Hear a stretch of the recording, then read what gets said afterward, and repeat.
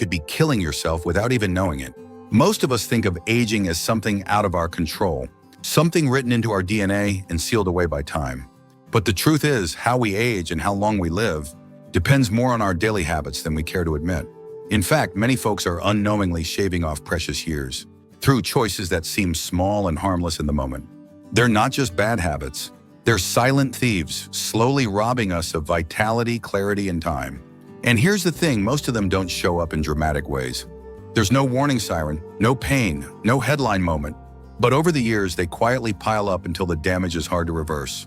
In this video, we're going to take a close look at 5 habits that can dramatically shorten your lifespan. And we're saving the most surprising one for last. You may recognize some of these in yourself, or someone you love, and if you do, don't feel discouraged.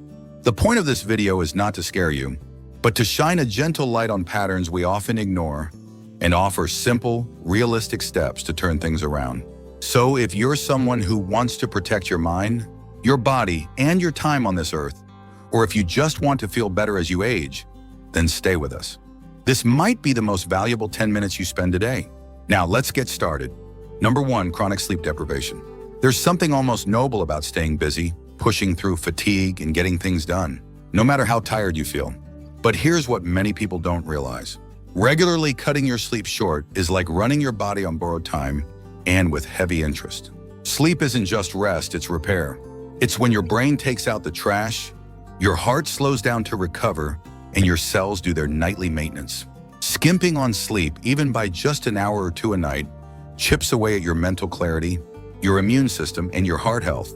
Over time, this can raise your risk of stroke, memory loss, diabetes, and even early death. The problem is sleep deprivation rarely feels urgent. You might feel a little foggy, a little more irritable, but you can still function. That's what makes it so dangerous. It gives you the illusion of normalcy while your body quietly falls apart underneath. You see, sleep is when your brain consolidates memories and clears out the waste that builds up during the day. Without enough of it, those toxins accumulate, affecting not just your mind, but also your mood and decision-making. You start snapping at loved ones, forgetting appointments, or struggling with focus. The days blur together. You become reactive instead of thoughtful. Now let's talk about David, a 72-year-old retired school principal, who used to brag about getting by on 5 hours of sleep. He thought it gave him more time to enjoy his hobbies, stay active, and keep up with friends. But by the time he hit his mid-70s, he noticed a steady decline in his balance, memory, and mood. After a visit to his doctor, he was shocked to learn how his chronic sleep deprivation was accelerating the aging process. Once he made sleep a priority, setting a wind-down routine, avoiding screens before bed, and sticking to a schedule, he felt sharper and calmer within weeks. His relationships improved. He felt 10 years younger, and he realized that real freedom comes not from doing more, but from honoring what your body truly needs. If you've been treating sleep like an optional luxury, it's time to reconsider. Rest isn't a break from life, it's the foundation of it. Number 2, constant low-grade stress. Some folks believe that if they're not having panic attacks or breaking down in tears, they're handling stress just fine. But stress isn't always loud. In fact, the most dangerous kind is often the quietest. The kind that hums just beneath the surface, day after day, wearing you down without you even noticing. It's the small things: worrying about finances, feeling unappreciated, holding on to resentment, or pushing through exhaustion with a forced smile. This slow burn of emotional tension doesn't just affect your mood. It floods your system with cortisol, inflames your blood vessels, raises your blood pressure, and weakens your immune response. That's how stress becomes a silent contributor to heart disease, autoimmune disorders, and even certain cancers. You might not feel it building, but your body does. When your shoulders stay tight, your stomach stays knotted, and your breath never really deepens, that's your body stuck in survival mode. Over time, your systems become less efficient. Your digestion suffers, your sleep becomes restless, and your brain stays wired when it should be calm.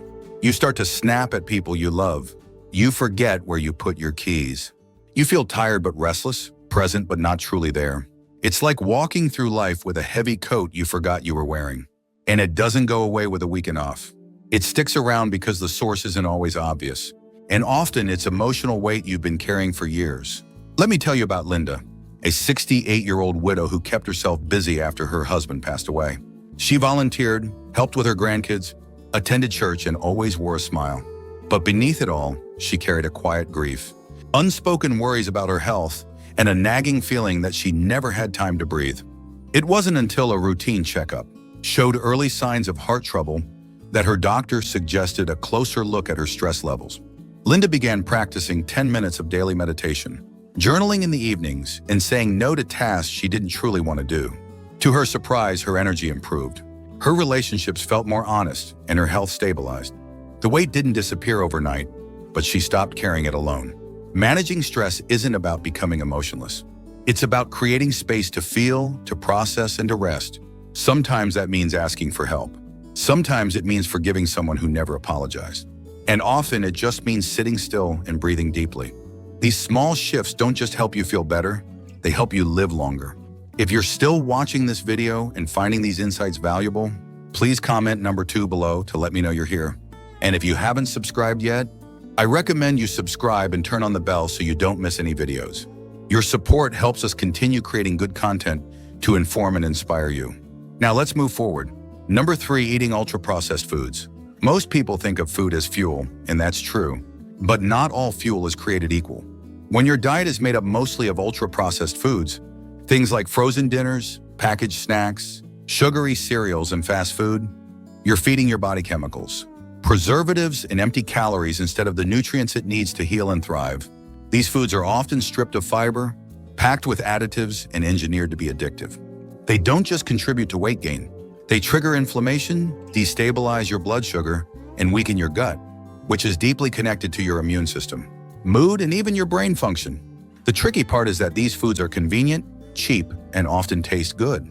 When you're tired or rushed or just not in the mood to cook, grabbing a bag of chips or microwaving something out of a box feels harmless. But over time, the damage builds. Inflammation becomes chronic.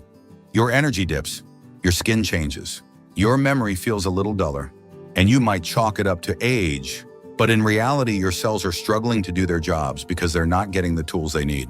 You wouldn't expect a garden to thrive on soda and bleach, so why ask your body to? There's also the emotional side. Many people, especially older adults, turn to comfort foods when they feel lonely or nostalgic. A slice of pie reminds them of Sunday afternoons. A drive-through milkshake feels like a treat from better days. And while there's nothing wrong with enjoying food as an experience, problems begin when these foods become a daily habit instead of an occasional indulgence. It's easy to slip into routines, where the microwave becomes your main chef and colorful packaging replaces actual vegetables. The more often that happens, the more your body begins to struggle. Let me share the story of Carl, a 75-year-old former mechanic, who lived alone after his wife passed away. For years, he ate out of cans and boxes, not out of laziness, but because it felt easier and familiar. He didn't notice the changes at first. Just a little more joint pain, a little more fatigue, a few extra pounds. But when his blood pressure climbed and his doctor warned him about prediabetes, Carl knew he needed to change. He started simple, replacing his sugary cereal with oatmeal and fruit, swapping soda for water, and cooking one meal a day using real ingredients. Within a few months, he not only lost weight, but also noticed clearer thinking and steadier moods.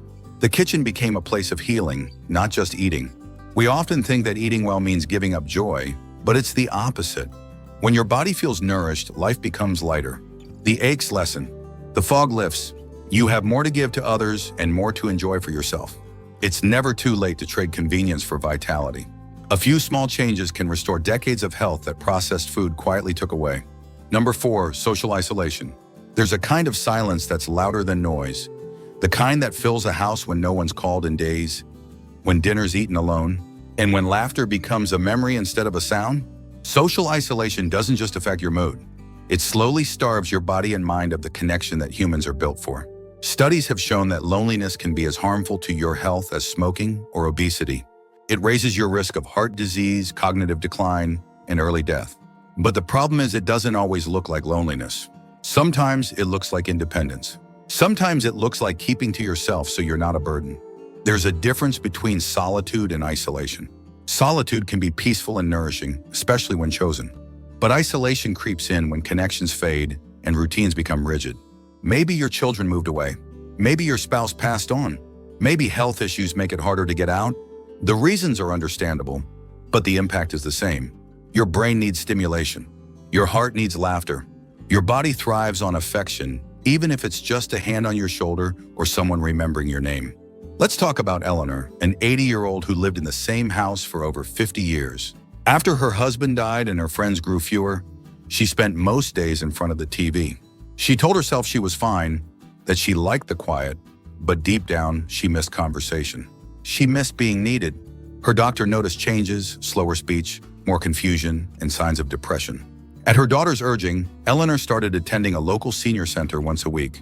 At first, she resisted. She didn't want to be seen as someone who needed help. But once she started going, everything changed.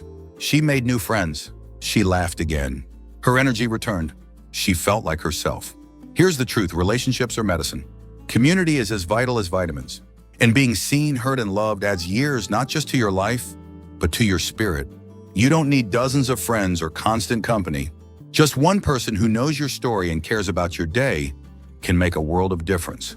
If you've pulled away from people, whether because of pride, habit, or fear, it's never too late to reach out. Call someone, write a letter, invite a neighbor for coffee, open the door to connection.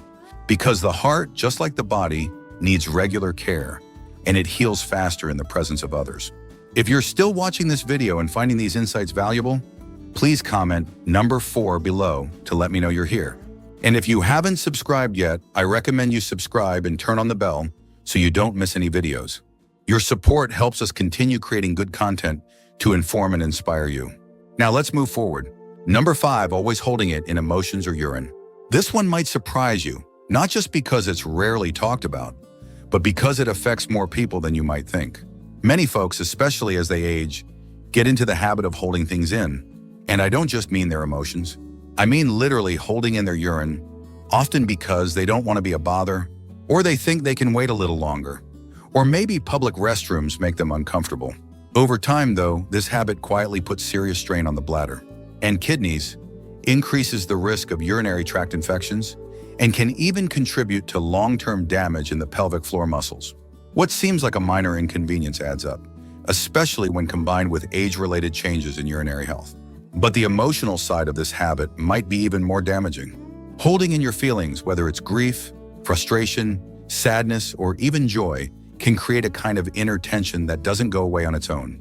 Just like pressure builds in a balloon, emotions that aren't expressed find other ways to surface, maybe through chronic pain, digestive issues, anxiety, or sleep problems. The human body is wise and it always looks for release. If you don't give it space to speak, it will whisper through symptoms, and eventually those whispers get louder. Let me tell you about Walter, a 76-year-old man who prided himself on never complaining. He grew up believing that real strength meant staying silent, not burdening others, and toughing things out. For years, he pushed through back pain, ignored signs of depression after retirement, and even avoided bathroom breaks during long outings because he didn't want to appear weak. Eventually, the combination of physical strain and emotional suppression led to a hospitalization for a severe urinary tract infection and symptoms of clinical depression. It wasn't until his recovery that Walter began to understand there's no bravery in pretending you're fine when you're not. True strength lies in listening to your body and respecting your limits. There's an old saying, what you resist persists. And that's especially true when it comes to your health. Ignoring signals, whether it's a full bladder or a full heart, doesn't make you tougher. It makes you more vulnerable. Learning to excuse yourself for a bathroom break, or to tell someone how you really feel, or to cry when you need to, that's not weakness. That's wisdom. That's the kind of self-respect that adds years to your life and life to your years. So take this as a gentle invitation. Next time your body or heart says, I need a break, listen. Step away. Speak up. Let go. What you release today could be the very thing that heals you tomorrow. Final thoughts. The habits we've talked about today aren't always loud or obvious. They don't make headlines. They don't show up with flashing red lights, but they matter. They shape the way we age, the way we feel, and ultimately how much time we get to spend with the people we love and doing the things that matter most. The good news is this: it's never too late to change. You don't need to become a different person overnight. You just need to notice the patterns that are quietly stealing from your future and choose one moment at a time to do something different. Maybe that means going to bed 30 minutes earlier. Maybe it means calling someone you've been missing. Maybe it's swapping a frozen dinner for something fresh, or letting yourself cry for the first time in a while. Small things done regularly make a bigger difference than grand gestures done once. It's not about chasing perfection. It's about choosing care. Care for your body. Care for your mind. Care for your time. You've made it this far in the video, which tells me something important. You care about your life. You care about your health. You're not someone who's just letting the years pass. You're someone who wants to be here fully. Someone who still has things to give and memories to make. That's not something everyone can say. And that, my friend, is something to be proud of. Thank you for joining us today. We'd love to hear from you. Leave a comment below and share one thing you learned today and how you plan to use it in your life. Your thoughts are important to us, so don't hesitate to share them. Reading your comments gives us great motivation and encouragement. If you enjoyed this video and found it helpful, please like, subscribe, and share. Your support helps us continue creating good content to inform and inspire you. Thanks for watching, and we look forward to seeing you in the next video.